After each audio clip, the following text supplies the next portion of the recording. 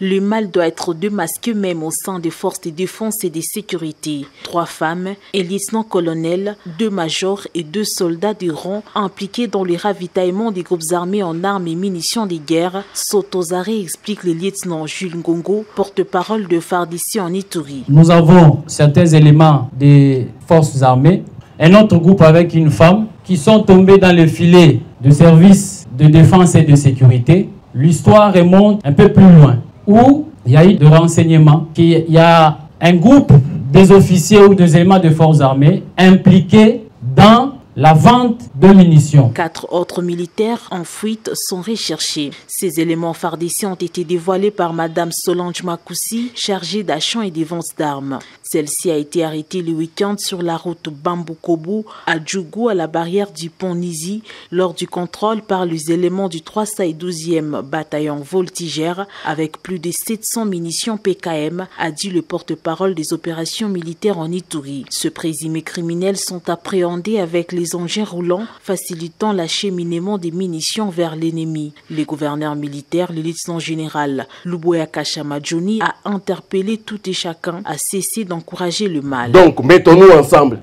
combattons ce mal-là. On lui a même dit comment est-ce qu'il faut transporter les munitions. Et c'est comme ça qu'elle avait les munitions sur sa tête, jusqu'à ce que les militaires ont insisté. Elle s'est battue avec les militaires.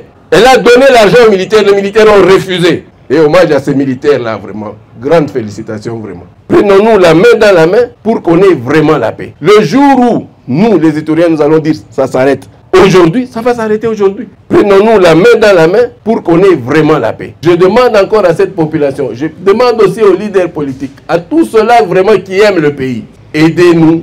Pour qu'on termine, on en termine une fois pour toutes. Cette énième arrestation à cette période de l'état de siège vient répondre à la volonté manifeste du chef de l'État, Félix Antoine Tshisekedi Tshilombo, celle de mettre fin aux magouilles et pratiques d'antivaleurs qui minent les forces de défense et de sécurité. Ces militaires indisciplinés et leurs collaborateurs civils sont mis à la disposition de l'auditorat militaire où ils vont répondre de leurs actes.